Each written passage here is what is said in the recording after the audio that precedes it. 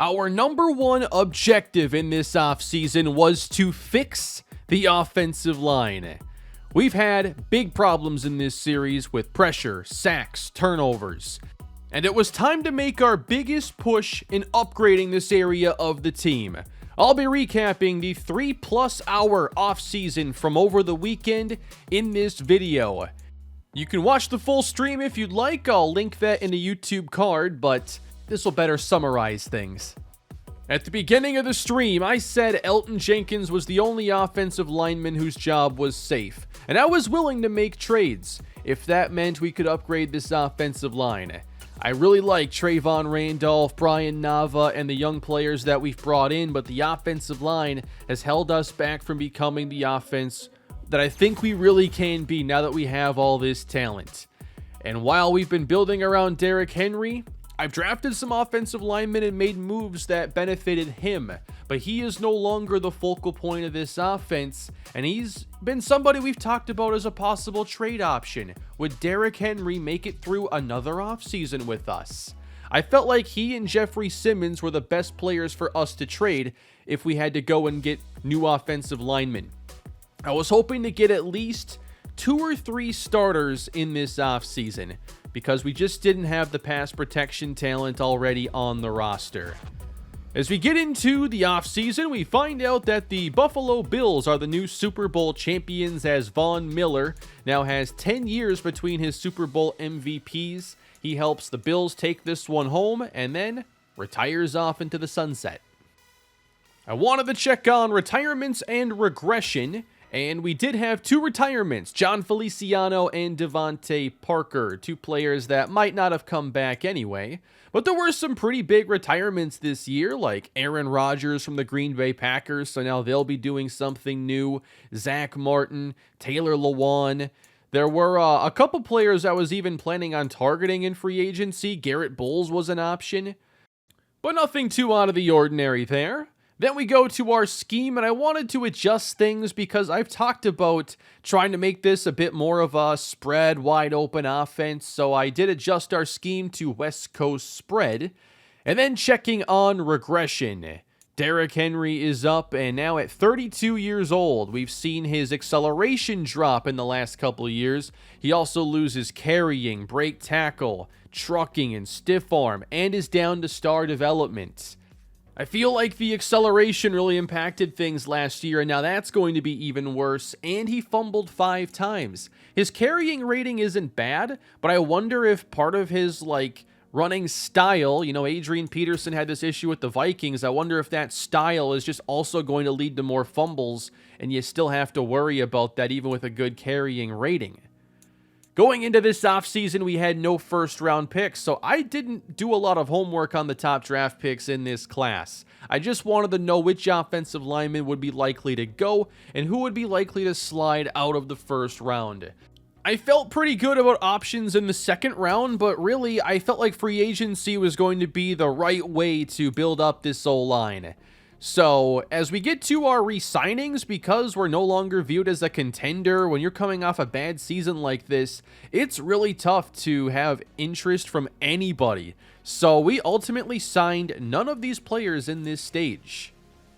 Here were the draft picks that we had going into the offseason. A second round pick, 2 3s, 3 6s, and 2 7s. Again, I knew free agency was going to be very big for this year. So let's get into it and find who the top players were. We have Alvin Kamara, Jamal Adams, Cortland Sutton, Calvin Ridley. I had a few offensive line targets, and my number one option was there, Orlando Brown from the Kansas City Chiefs. I like his pass protection, his power, and he's also very good in the running game. So I knew I was giving him an offer along with 9 other teams. So I tried to make something very strong, and thankfully he had some interest. My offer was 3 years, $65.1 million. But I wanted to offer to multiple players, because I know you can't just count on getting the guys you want. And if we ended up signing 2 tackles, I knew we could shift things around and make it work with Elgton Jenkins. So I then offered to my number 2 target in Taylor Moton, who's a little bit older, from the Carolina Panthers, but is still one of the best pass protectors available. I wasn't as interested in Mekhi Becton because of his injuries and issues against finesse. But then going to center, with the inability for Chris Wembley to stay on the field, I was interested in David Andrews. And I gave out a really big 2-year offer because literally half the teams in the league were trying to sign him. Corner was another area just for a good slot, but there were really good options available. And I know Sauce Gardner is going to stand out, but I didn't view him as the best fit, and he would have also been a lot more competitive. I wanted to target Jamel Dean. I thought he'd be a perfect fit in the slot for us. Has good man and zone skills and is one of the best athletes available. So that's why I didn't offer to Sauce Gardner. He had no interest in us. So I wanted to go for a more realistic player who also had less teams interested. Now, we have a ton of cap space. We don't have too many big contracts on this team. So at safety, a couple players caught my attention. Jabril Peppers always will because he's so versatile. But Daxton Hill, I really liked him coming out of the draft. And the Bengals did not re-sign him, and he's an X factor. When I looked at his skill set, I said that this was like the 85 overall version of just Kevin Byard's skill set. And I loved having Byard on the team. So I wanted to jump into the mix for Daxton Hill. And we had 5 really impactful players on our board that we gave offers to. And this was perhaps the most important part of the offseason right here because all 5 chose teams. And this would impact the rest of the offseason. We signed 3 of those players. Jamel Dean, Daxton Hill, and Taylor Moton. Meaning we missed out on Orlando Brown and David Andrews. And I was really preferring that we get the offensive linemen. We got one in Taylor Moton, which solidifies our tackle situation. But this showed that I would not be able to fill all these needs on free agency alone, which then meant trading was going to have to be a part of this equation. And there were a lot of big signings around the league as well. Isaiah Wynn is gone. He was another target I liked. Matt Hennessy would have been another good center, but he too goes in that first stage. So this is just the way it goes sometimes in free agency. And in this series, we've rarely been lucky, it feels like. We've also seen that there's some quarterback movement going on with Desmond Ridder going to the Raiders and Malik Willis just being available now after his breakout season last year with the Raiders. So we continue on to free agency once again to see who is left. And your high-profile starting options are gone. But there is still Laken Tomlinson, and I wanted to bring him in for depth, maybe to start at guard and create just more options for us. He's a good, balanced player, good veteran, and I offered him a 1-year contract. But I knew it was time to explore the trade market seriously. I try to make my trades reasonable in my franchises and not just abuse the logic to shortcut team building. So I first identified the teams that weren't very good and maybe would be willing to trade away veteran players. And so I looked at all the teams who finished under 500 last year, and then just wanted to take a look at how the interior players around the league look. And one player caught my eye here, Shaq Mason, who's been traded in real life recently with the Bucks in their position, and I felt like he'd be a really good target for us. At 86 overall, what does it take to get a guard of his caliber? Well, their only proposed offer was one they would not get from us, Taylor Moton and Taylor Jackson. So I began to do this on my own, and first looked at running back needy teams, thinking about trading away Derrick Henry. The Bucks could use a running back, but would it really make a big difference for them? The Cardinals were a team, but when you're talking about bad teams, trading for a 32-year-old running back shouldn't exactly be on their highest list of priorities. Although Derrick Henry's pretty special. But the Lions did catch my attention because they've done a great job with their offensive line construction, but they're coming off a down year. Frank Ragnow at center, number 2 in our league. He's been really reliable for a long time there, and I'd like to bring in a player of his caliber. He also had the tag as a trade option for them.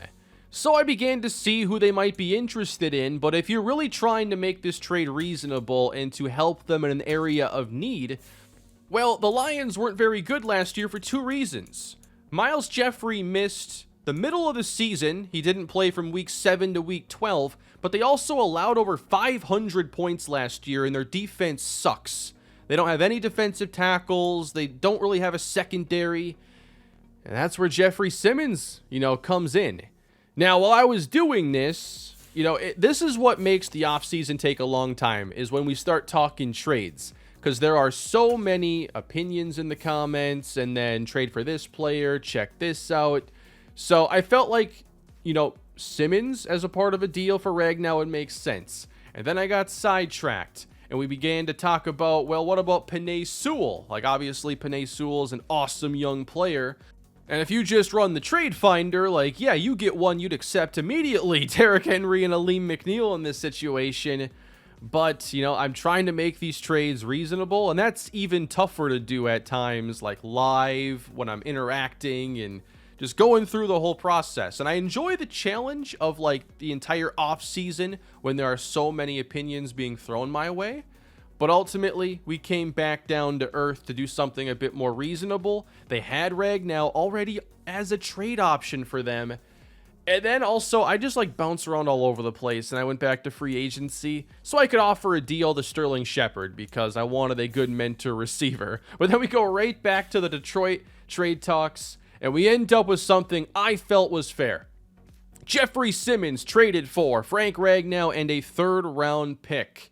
I feel like Simmons, higher overall, higher dev, younger, greater position value-wise, interior pass rusher versus center. So I felt like getting the 3 back was fair, and it helps a massive weakness of theirs, and they still have a really good line even without the star center. And yes, Simmons has been a bit disappointing for us, but he also performed well enough to earn superstar development. He's just not been elite. But the Lions are going to get a better version of him than we ever had. So now Taylor Jackson looks to be somebody who could step into a much larger role, and I thought he stood out late last year as a pass rusher, and I am very happy to have him here with Aleem McNeil. And I still felt like, looking at the D-tackle market now for a replacement was a good idea. Simmons was just such a valuable player for going to get a player like Frank Ragnow, but I wanted to find a good fit for us to then target, and John Franklin Myers from the Jets became my favorite option. With his balanced skill set, gives you something as a power rusher, finesse rusher, and a run stopper. So I liked him, and the Jets had interest in guys like Chris Wimbley, Brian Cook, and I wanted to put together a good deal for them too. So Timmy Church hasn't been like a bad player overall, but I've been looking for an upgrade over him. So I'm giving them Timmy Church, good young star dev guard, Brian Cook, good young star dev safety, and a 6. So we can get John Franklin Myers. They get younger and get just more players to work with. Back to free agency now. We did offer a contract once again to Matt Gay and end up signing Laken Tomlinson and Sterling Shepard. So Tomlinson can directly replace Timmy Church for at least a season. At 34 years old, he's also a retirement option.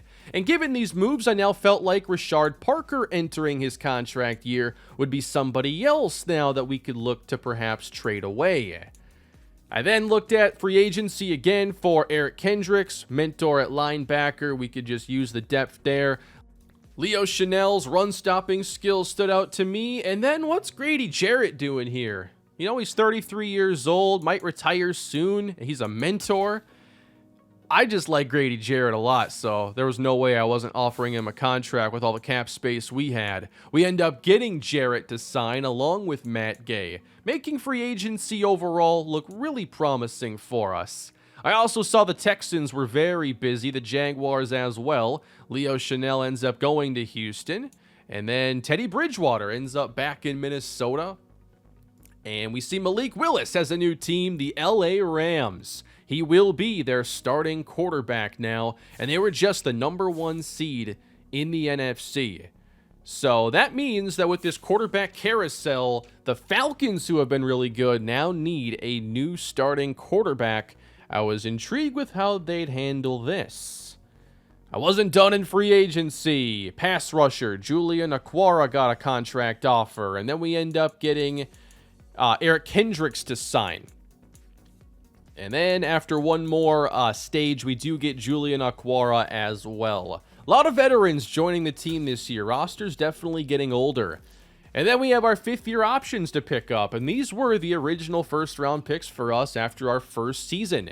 We pick up the options for both pass rusher Terrell Riddick and tight end Sal Sexton. Next year, they'll be making good money. This meant that the draft now was our main focus. Taking a look at private workout players, there were a few I wanted some more info on, and then I screwed something up, and I ended up only getting data on like one of these three players. But I felt like we could still look at offensive linemen because we signed so many veterans that aren't long-term options. And then as we shift this offense a little bit, I've wanted to just bring in a pure deep threat. And I opted to look more in the draft than free agency for this role. But I wanted some information on guys like Ladarius Huggins to help me set this draft plan up. But ultimately, I must have gone in and out of menus, and the individual workouts did not end up progressing properly. Wonderful, right? We also saw that there were a lot of wide receiver options late, and one that caught our eye was Travis Proctor, one of the fastest players in the whole class. Dante Boss at wide receiver, really good speed for a slot. You don't always get this combination of speed and short route running. So let's take this to the NFL draft now and see what we could get done. The Eagles kick us off number 1, going Jaleel Cunningham out of Purdue. The Lions continue their defensive construction with drafting Christian Barber from Alabama, and a quarterback, Nate Peck, goes to the 49ers. We then get our division rivals. The Jaguars and Texans each end up taking edge rushers. I'm glad we've upgraded this offensive line. We then see the offensive line run go in the middle of this first round. I think it was like 4 players in a row that I didn't expect to last, but that's where it began. And then the Colts take a quarterback, Sam Hunter. What's up with Jalen Hurts? Well, they view him as more of a bridge quarterback now. And he actually regressed a lot this year, like 5 short accuracy. I've never seen that for a 28-year-old quarterback. I started to think about trading up, but the price wasn't quite right. And when you're missing a 4th and a 5th round pick, it does get a bit tricky. And there just wasn't a clean way for us to get into the 20s if we wanted to take one of the top linemen here. We stay patient as the Falcons select a new quarterback. The Chiefs take a tight end in Chad Pizzo from UCF. And then the Bills at 32 do take Ladarius Huggins. If I had the info on him, I might have traded up, but the individual workout did not work out. But there were still really good options available for us, oddly enough, with our original 2nd round pick. Josh Charles is a pure pass protector, but doesn't offer much as a run blocker. Clayton Sweeney is a bit more well-rounded, and the chat made sure I stopped overlooking Cordell Singh, who was on my board in my notes, and I just kind of forgot about him after a while. And once I double-checked the information on him, seeing the clean sweep of A grades for pass protection along with C run block power, and OK strength, he was our pick. And hidden development in the 2nd round for a top pass protector tackle feels like an absolute steal. Great way for us to kick off this draft as Josh Charles went next. I'm glad we took Singh when we did. And then I wanted to move up with our 3rd round pick, and I saw the price really wouldn't be that expensive. We just have to offer a bit more than 2 current 6s, and throwing in the future 5 helped us move up 20 spots. And this was so we could continue building up defensive line depth with Eric Brennan from Notre Dame. Normal dev, but 95 strength, and showed he'd have ability as a run stopper and as a pass rusher. I was thinking offensive line with our next pick, and my target, Mark Gallagher, went to the Bears. Just 2 picks before we were on the clock. I still had options I liked, though, and Jeremy Austin really stood out. A awareness, A pass block. We have the A pass block finesse. A little more uncertainty with him. And then Raekwon Stark. His individual workout actually happened. He wasn't projected to go for a while, however. I felt like at this spot we could look to trade down, and the Rams were willing to do business, giving us a future 3rd round pick. We stay in the 3rd round, just go to the bottom of it, and they end up moving up into the earlier portion of this 3rd round for Braden Wall. We get back on the clock here in the 3rd round, having picks only separated by one other selection, which I always love when I end up in this spot. Austin and Stark were still there, and I felt like I didn't really need to move down any further from here. Shaquille Douglas was another player I liked. Good athlete, finesse rusher. You can always use more depth there. Be tackle at the same time and be hit power. But I wanted to go with Jeremy Austin here. Take that 2nd offensive lineman, and we end up with another hidden development rookie. Jeremy Austin, 84 strength, hidden dev in the 3rd round. We're on the clock 2 selections later. But the Browns wanted to move up, and we could get an extra 6th round pick to drop 2 selections, so not much to risk there as they end up moving up for wide receiver Tim Mims. They leapfrogged their rivals and the Ravens to do it. Maybe they had some intel that they liked him. When we take Raekwon Stark on the clock here, he was just so one-dimensional. Speed, deep route running, everything else is a concern. And then you got other speedy options that could be available later. But for Stark, he also had the draft story of being the college all-star game MVP. So you start to think about, does he have hidden dev? But Travis Proctor was also out there. He's even faster. Deep route running, not quite as good, but better catching traffic. Maybe he's got a little bit more to offer. Here I ended up taking what I felt like was the smart decision in pass rusher Shaq Douglas to beef up our depth there while we can still take a receiver later on. But I just could not stop thinking about Stark, that college all-star MVP, and this role I've wanted filled. The Bengals could use defensive tackle help, and we offered them Rashard Parker to move up into the 4th round. So basically, we're trading Rashard Parker for Raekwon Stark. Normal development, but 95 speed, 96 acceleration. There's the pure deep threat that we were looking for. And I felt like with our late picks, we could still end up in a spot to go take Travis Proctor because he also looked really intriguing. And at this point, my goals in the offseason had already been accomplished, but we didn't pick again until in the 6th round. So I was probably sidetracked just talking about whatever when Green Bay took him. This is where I just threw the controller onto my desk in frustration as Proctor went to Green Bay in the 5th round.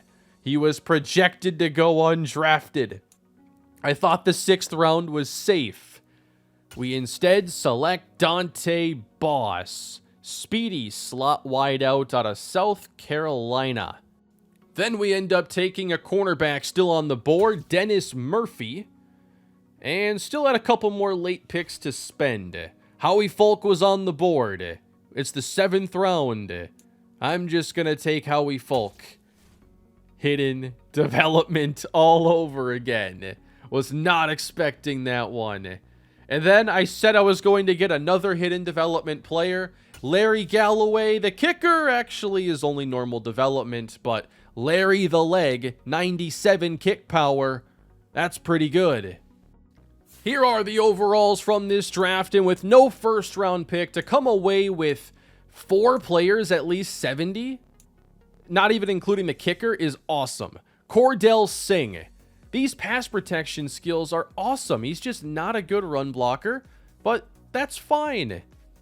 Eric Brennan, 99 strength now with the defensive coordinator boost. He offers you a little bit of everything, and he's a really good athlete too. He should have gone in the first round. Jeremy Austin, very similar ratings to where Cordell Singh is at, but yes, the concerning run blocking, especially at guard, you worry about that more so, but incredible talent additions. Shaq Douglas, he's going to play a little outside linebacker, pass rusher with his speed rushing ability. Raekwon Stark ends up with 95 speed, 75 deep route running, one of the best deep route runnings in the entire class. Overall, a good player for this specific role. Dante Boss, I love the speed acceleration combo with that short route running, and that was going to take over Byron Bentley's roster spot going into spring training, or baseball on the mind. Training camp. Dennis Murphy, developmental corner, already fourth on the depth chart rating-wise. Howie Falk, 67 overall. Maybe he'll rotate in a little bit, but he definitely needs some development, and will get a boost at least as a rookie. And Larry Galloway, very strong leg, but the accuracy is questionable. Jaleel Cunningham ended up going number 1 to the Eagles. They took a 71 overall normal dev player, number 1. Not the typical magic you see from Howie Roseman. San Francisco selected the first quarterback in Nate Peck. Normal development, okay throw power, good accuracy. Then you got the Jaguars in taking Glenn McKinley from Auburn. A really good edge rusher that we're going to have to start blocking here shortly. And then DeMarcus Colbert went to the Texans, and they've already beefed up this defensive line. It only gets stronger with him. We then had the second quarterback go to Indy in Sam Hunter, and he ends up with 90 throw power, not the most mobile, but decent medium accuracy.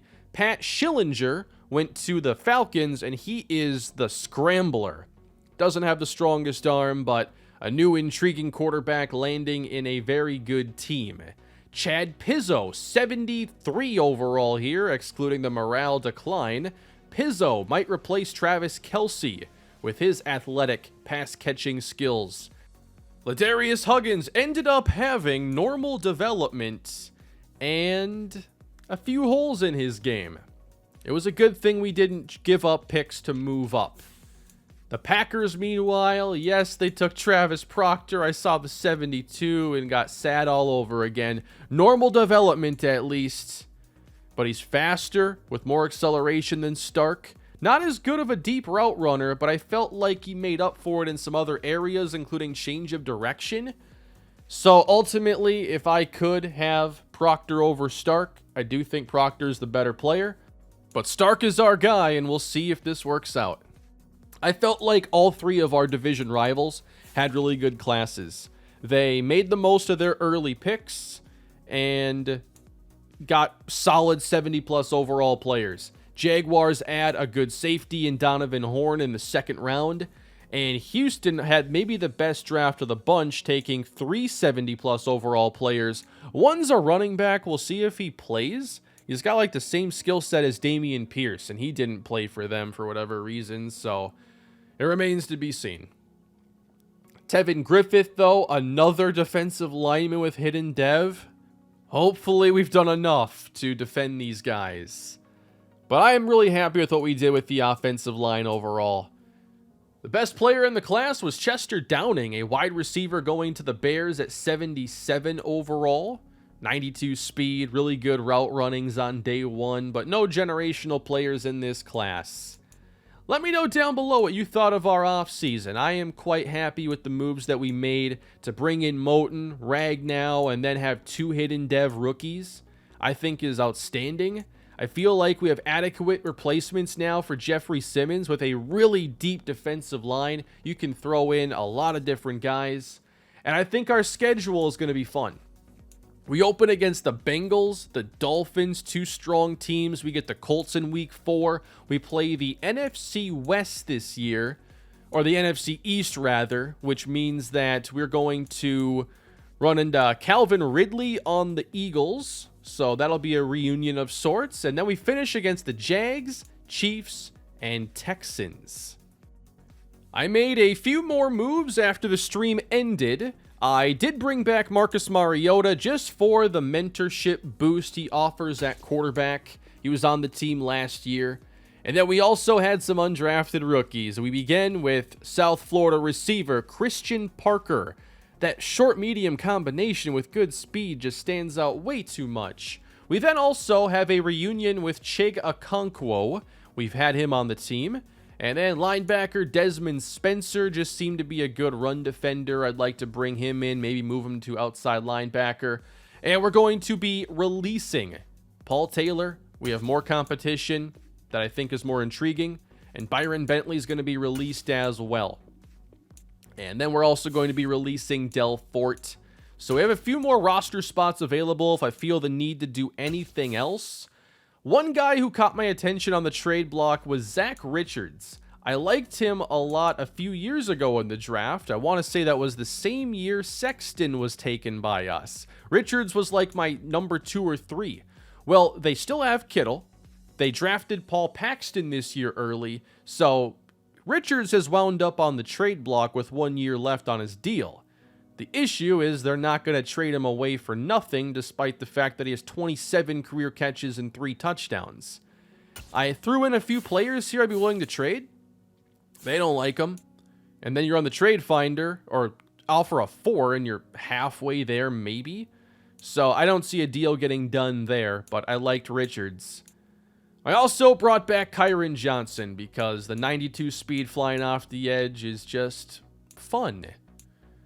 I'm expecting to see some interesting competition in preseason, maybe at running back, because I don't see Derrick Henry getting all the snaps that he did, especially with our changes in scheme. A lot more shotgun, a lot more RPO, a lot more throwing, hopefully, to the running backs. I'm excited to see what this team looks like. I feel like we've put together a really good team with a chance to be competitive, and I talked about making updates to the playbook. And I have gone ahead and done that. I've brought in a few new shotgun formations, focusing on some 3x1 sets. I like some of the binds that can put defenses into. A little bit of empty as well, given how much better our front 5 should be. I want to have, a lot of speed, a lot of receivers on the field, and I also want to be able to use this as a way to hopefully open up Rashad Polite in more isolated opportunities. The spread formation gives you some 4 receiver spots. And then this doubles halfback week has a ton of RPOs I was interested in. And this jailbreak slot screen I'll be trying out in preseason. And that's going to be here in just a couple days. Again, let me know what you thought of our offseason down below. Do you believe in the Titans in year 5? Or will the interceptions prove to be far too powerful? Please leave a like if you enjoyed the video. Subscribe to the channel. Have a great day, everybody, and I'll see you next time as we move ahead towards year 5.